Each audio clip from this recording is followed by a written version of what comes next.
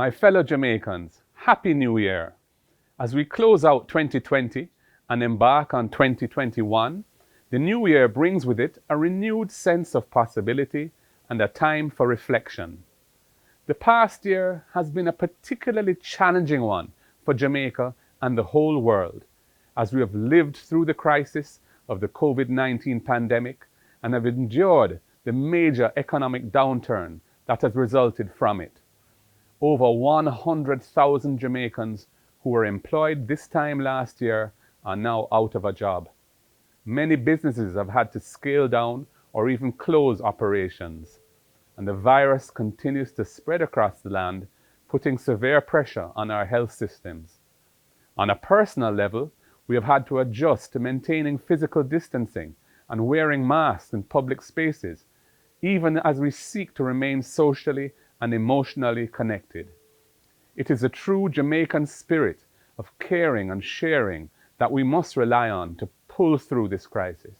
We have seen it among those serving on the front lines of the pandemic, our doctors, our nurses, our hospital staff.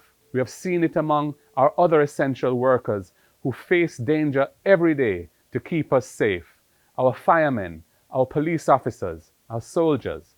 I thank you all for your immeasurable contributions to the betterment of Jamaica and for your service to our land. And in communities across Jamaica, we have banded together in support of one another, each one helping one in little ways that make life more tolerable in these challenging times. This is the spirit of Jamaica and Jamaicans. Happily, as we enter 2021, there is hope for a brighter tomorrow. The marvels of collaborative modern science have developed several vaccines that offer the chance of bringing this pandemic to an end this year. For the skeptics among us, it is worth remembering that it is vaccines which have allowed mankind to move beyond serious illnesses like tuberculosis, smallpox, and polio that used to afflict millions of people around the world every year. In this era of fake news and misinformation, it is important that we listen to credible sources of knowledge and trust our health professionals. In 2021, Jamaicans must remain vigilant in holding government accountable and protecting the Constitution and the rule of law. I note a few developments worthy of mention. Despite pressure from within and outside Parliament, the government has not relented on its decision to overturn the convention followed since 2007 that all sessional committees of the House of Representatives should be chaired by opposition MPs.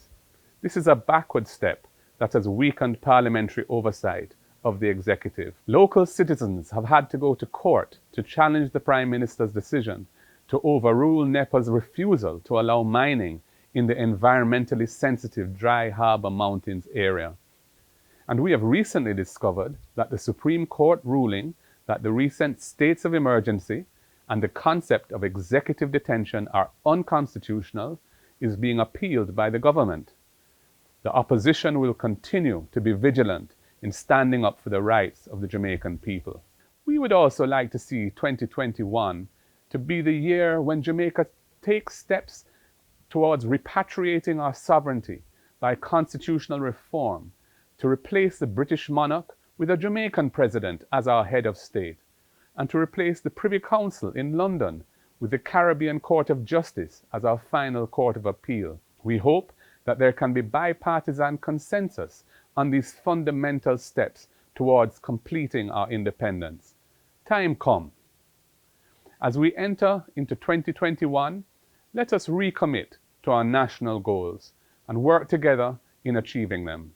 It is my hope that the coming year will be filled with stories of triumph, hope and joy for all Jamaicans at home and abroad. From my family to yours, we wish you a Happy New Year.